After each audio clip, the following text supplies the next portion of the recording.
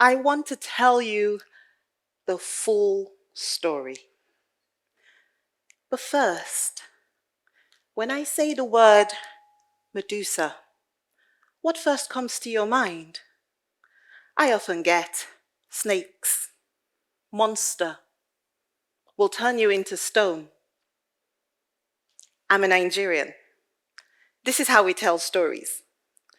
I say story, story, and you say story.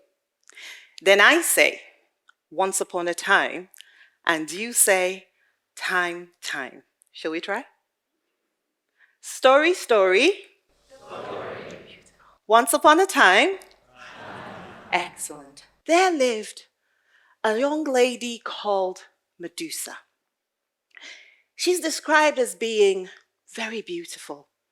They would talk about her gorgeous hair, her striking eyes. But Medusa wasn't just beautiful to look at. She was a beautiful person. She was loving. She was caring. You know, the kind of person you want in your corner. Medusa also had ambition. We like a woman with ambition. She wanted to become a priestess in Athena's temple. Athena, powerful Greek goddess, and Medusa wanted to work for her. In order for Medusa to achieve her ambition, she had to tick a few boxes. She had to be chaste, she had to be a virgin, that kind of stuff. Medusa achieved her ambition. Off she went to become a priestess in Athena's temple. People would come from all over the world to worship Athena, but really they were coming to see Medusa. They would talk about her hair. They would talk about the eyes. They would say how wonderful she was, very kind, and everything was great. One day, Medusa was walking along the shore, and she came across the powerful god of the sea, Poseidon. Side note, Poseidon and Athena have beef, but that's a whole other story. She came across her boss's enemy, basically, and he was intrigued, and he started to follow her. And she started to walk quickly to get to her safe place, her place of work, where her boss, Athena, would protect her.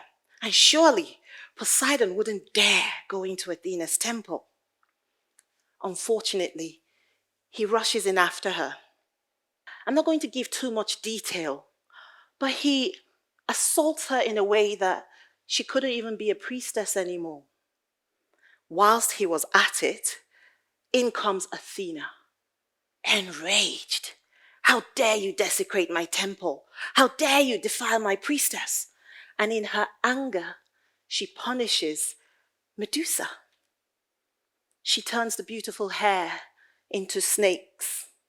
She makes it such that if Medusa locks eyes with you, you would turn into stone. Now, when I say the word Medusa, what first comes to your mind?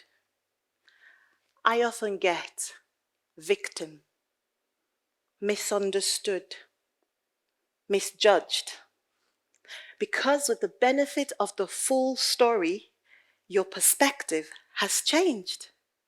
Now, I think we need to sack Medusa's publicist because all we ever hear about is the snake bit and the monster bit. But with the benefit of full stories, perspectives change. So I have a couple of questions for you. How patient and how gracious are you for the full story? In the moments that it takes us to size a person up and reach a conclusion, what set of facts do you choose to register? Monster? Victim? Angry?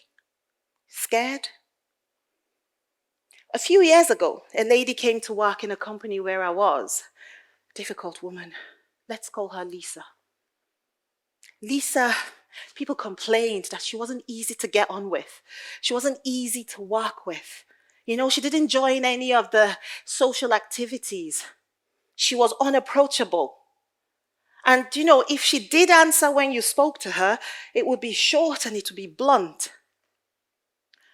And to be honest with you, I believe that version too. She came across as disengaged, hostile even. But one day, feeling bold, I sat down with Lisa for lunch. This is what I learned. Lisa was 52 years old, married to the love of her life, Ken. She said she didn't have a 50th birthday party because around that time, Ken was diagnosed with dementia. He lost his job, and she became the sole provider for the family. She said she wasn't getting a lot of sleep at the moment, 3 to 4 hours a night. She said every day after work, she had to rush home to relieve the carer that they got for Ken.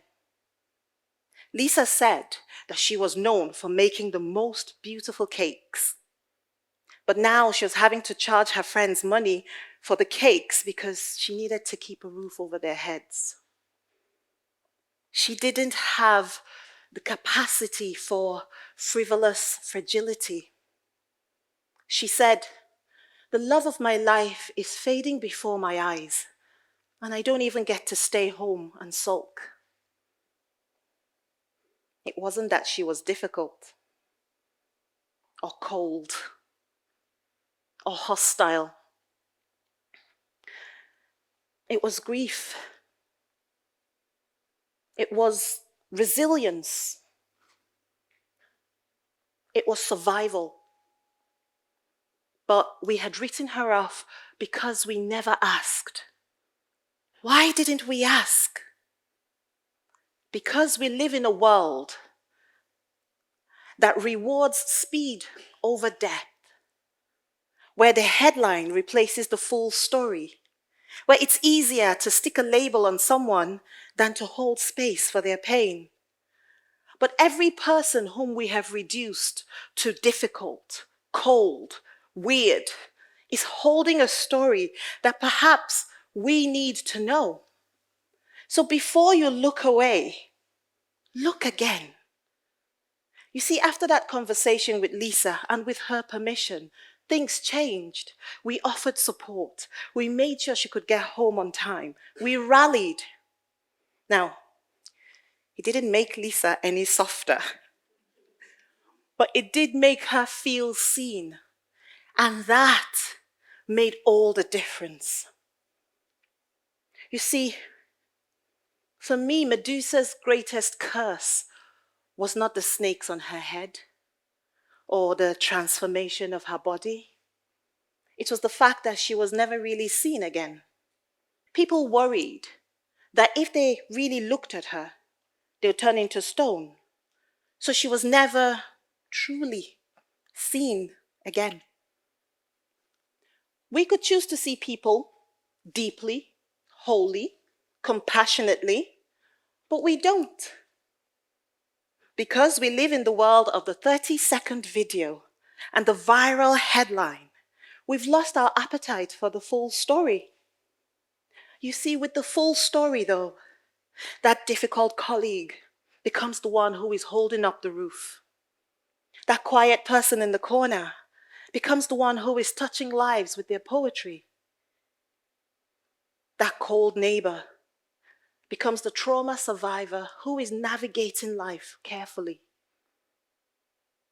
Studies have shown that when people feel truly seen, things shift.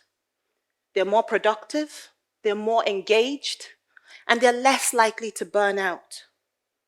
But in this swipe left culture, we forget that people are not reels or clickbait or thumbnails. People are not summed up by the 280 characters of a tweet.